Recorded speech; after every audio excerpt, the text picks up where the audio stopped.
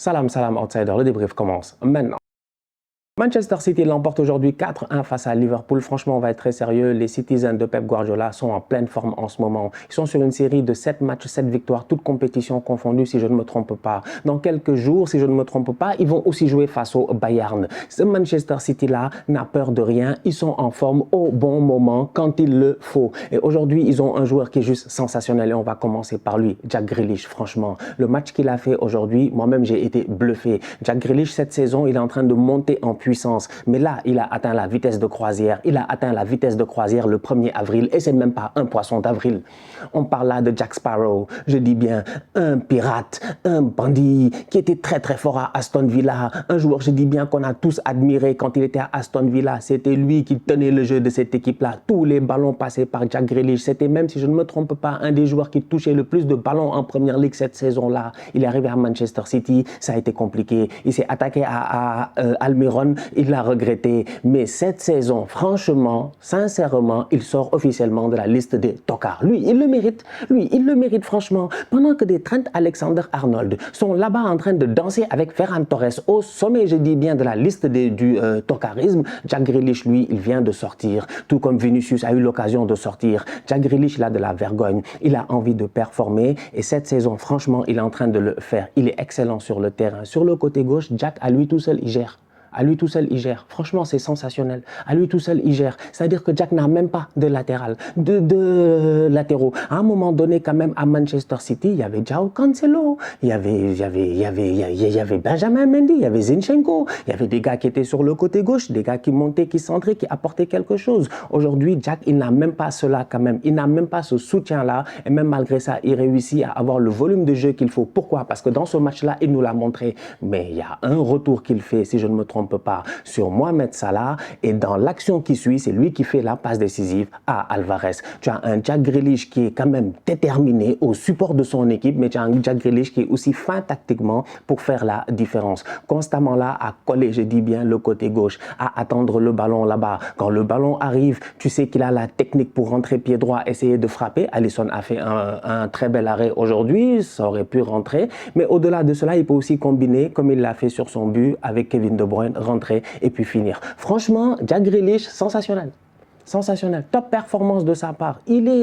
On le connaissait déjà, c'est juste que je ne sais pas, il est arrivé à City, ça a été compliqué mentalement, je ne sais pas, il n'était pas focus, il n'était pas sérieux, il passait son temps à sortir apparemment et tout.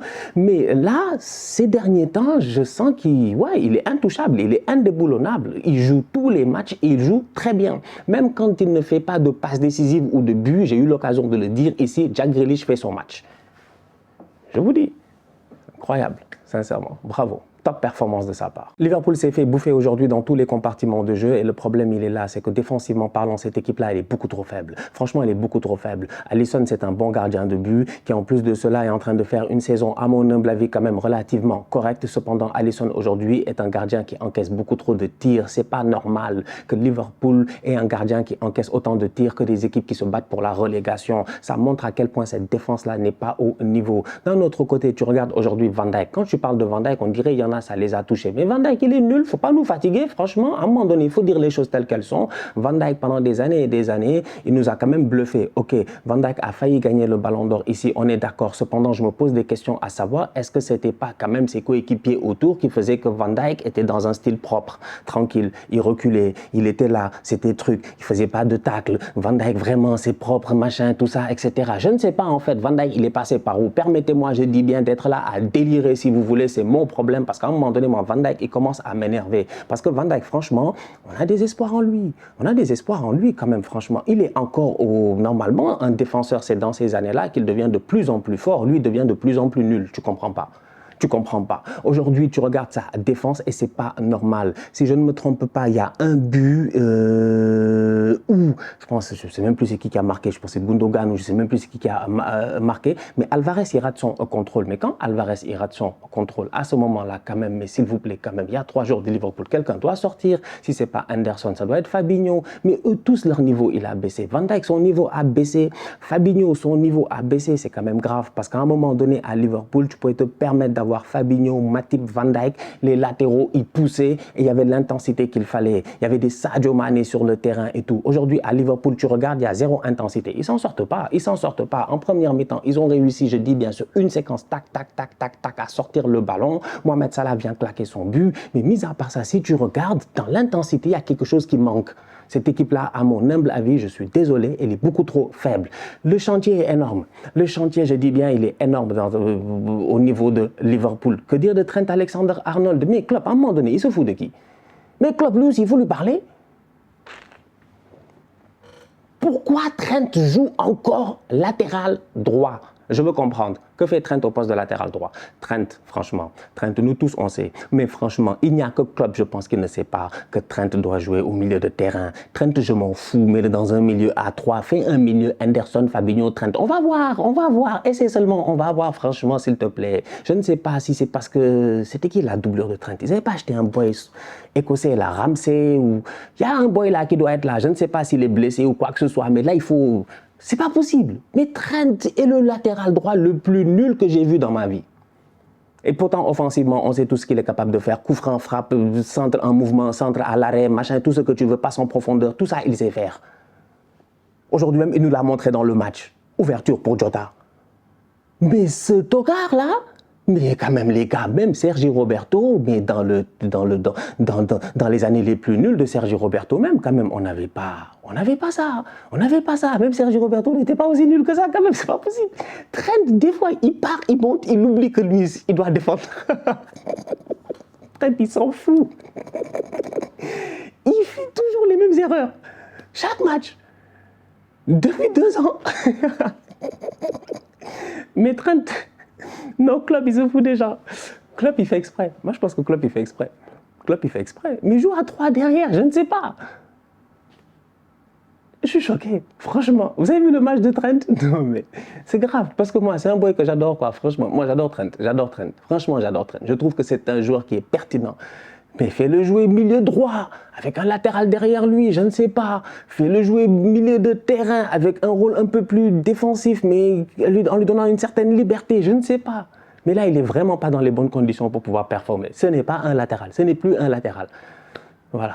Tactiquement parlant, avec les joueurs qu'il a en ce moment, je peux comprendre un tout petit peu ce que Jürgen Klopp a essayé de faire dans ce match-là. Tu viens avec un double pivot qui normalement doit se gérer. Tu te dis que c'est Manchester City, ils ont assez d'expérience, Fabinho et Henderson doivent se gérer. Ils sont under the level, franchement. Ces 2 tocards là-bas, ils sont là, rien. Fabinho, il m'a... Non, mais quand même. Nous, on a connu Fabinho au top, ça, c'est pas Fabinho au top. On a connu Henderson au top, ça, c'est pas Henderson au top. Donc, du coup, Jürgen Klopp, peut-être que dans sa tête, il se dit que ces 2-là, ils sont capables de se gérer. Le petit Elliott à côté, il va essayer, je dis bien, de pousser, d'amener un certain surnombre, de couvrir Trent Alexander-Arnold, de l'aider un tout petit peu, d'essayer d'occuper ce côté droit-là, parce que Mohamed Salah, on sait que lui, normalement, vraiment, c'est l'attaquant dans cette équipe-là. Tu sais que Jota, lui, il va être sur le côté gauche, il va être là-bas en train de combiner un tout petit peu, et même d'ailleurs, on l'a vu plusieurs fois, Liverpool, ils ont une ligne de 4-4-2, carrément, un 4-4-2 ou un 4-4-1-1, avec Gakpo derrière Salah. Donc tu regardes ça et tu te dis, ok, moi, je comprends ce que Klopp, il a essayé de faire, quoi, en se disant, yeah, Jota, il va avoir ce volume de jeu là, ici sur le côté,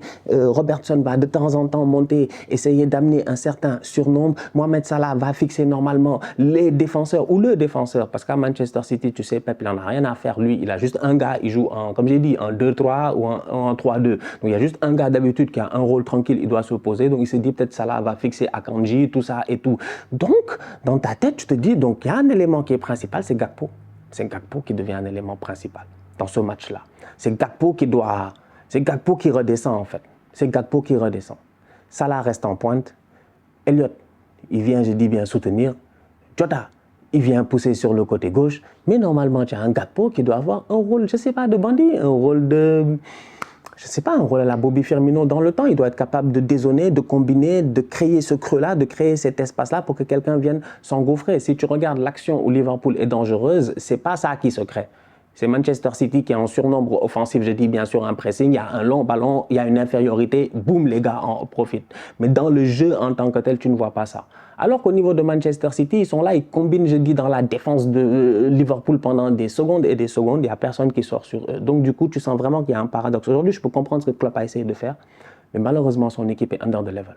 Peut-être Darwin aurait amené plus d'activité, je ne sais pas. Mais franchement, non, Liverpool, ils sont décevants. Dans quelques jours, Manchester City aura l'occasion de jouer face au Bayern Munich. Manchester City devra se gérer. Cependant, City arrive avec des joueurs en forme. Aujourd'hui, ils n'ont pas Haaland. C'est quand même choquant. 80e minute, ils n'ont pas Haaland. Tu vois, Bernardo Silva, il rentre. Il a failli marquer sur sa première occasion. Ce bandit-là, tu regardes l'équipe et tu te dis, ouais, sans Haaland, sans Bernardo Silva, ils ont sorti une top performance. Pourquoi? Parce que le gars, il a des joueurs. Riyad Mahrez, en pleine forme aujourd'hui, il a été sensationnel sur le terrain. Crochet intérieur, crochet extérieur. Riyad Mahrez a été très, très chaud. Franchement, un très, très bon match de la part de Mahrez, et j'espère qu'il va continuer à s'installer sur ce côté droit-là parce que Pep, on le connaît. Je ne sais pas c'est quoi son problème avec Mahrez. Mahrez, il fait 1, 2, 3 bons matchs, hop, il l'a mis sur le banc.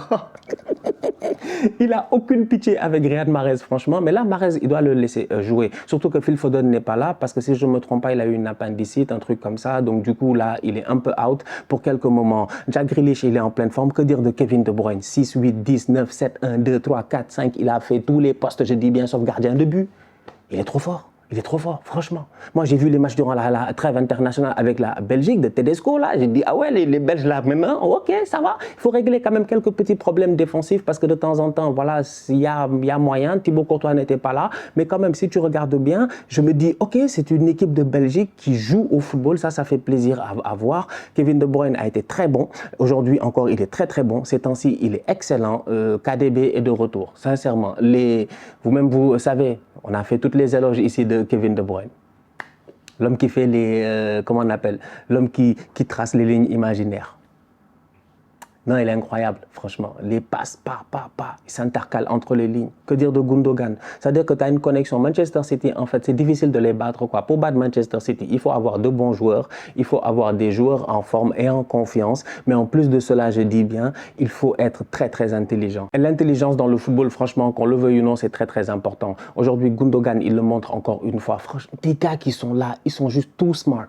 They're just too smart. Toujours positionné, le tac, tac, tac. À la fin du match, là, quand ils ont fait leur olé, la possession de 2 minutes, là, je me suis dit, heureusement, ils n'ont pas marqué. Mais tu vois comment ils sont calmes, ils sont patients. Aujourd'hui, ils sont menés 1-0 au score, ils ne paniquent pas, ils sont tranquilles, ils sont calmes, ils sont patients. Ils savent que ça va rentrer à un moment donné, ça rentre. Ils reviennent en deuxième mi-temps, bim, ils remarquent un but. C'est fini, ils t'ont tué. Ils ont fini avec eux. Ils ont fini, je dis bien, avec eux. Ils ont terminé avec eux. C'est incroyable. Aujourd'hui, une équipe de Liverpool sans saveur. Une équipe de Liverpool vraiment sans saveur qui est tombée face à un Manchester City beaucoup trop fort et un Pep Guardiola beaucoup trop bandit. Parce que Pep Guardiola, lui, aujourd'hui, qu'on le critique ou pas, il a ce réalisme-là que je ne sais pas, on dirait que Klopp, il commence à le perdre. Parce que là, je ne comprends pas.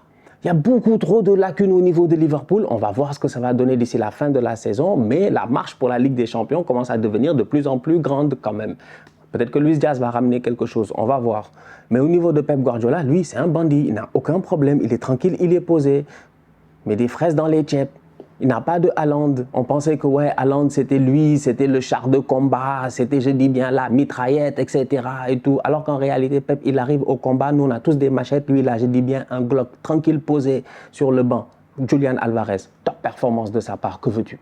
Il est excellent, cet enfant-là. On l'a vu lors de la Coupe du Monde. Aujourd'hui encore, on le voit. Son pressing est utile. Sa capacité, je dis bien, à pousser. Il passe son temps à pousser, en fait. Il a un volume de jeu extraordinaire. Il sait combiner parce que dans les petits espaces, tu peux l'utiliser. Mais en plus de ça, il a la finition qu'il faut. C'est un attaquant complet. Franchement, c'est un attaquant complet. C'est un attaquant complet. Donc, voilà. Tu as une équipe de Manchester City qui est très, très forte. Et aujourd'hui, qui l'emporte logiquement 4-1. Face à Liverpool. Le calendrier de Liverpool est très compliqué cette semaine. Ils viennent de jouer face à City. Prochain match Chelsea. Je ne sais pas comment ils vont s'en sortir. Et après, c'est Arsenal. Et nous, franchement, je pense qu'on n'aura aucune pitié. Donc, du coup, bonne chance à eux. Il va falloir que Jürgen Klopp retrouve une certaine formule pour que cette équipe-là performe. S'il peut attendre 2 matchs, bon... Vas-y, on va mettre Chelsea, on va leur donner eux aussi. S'il peut attendre 2 matchs avant de performer, tant mieux. Il n'a qu'à attendre 2 matchs, quoi, tu vois. Il n'a qu'à attendre 2 matchs avant de performer. Après, Arsenal, il peut faire ce qu'il veut. Mais pour le moment, en tout cas, Liverpool...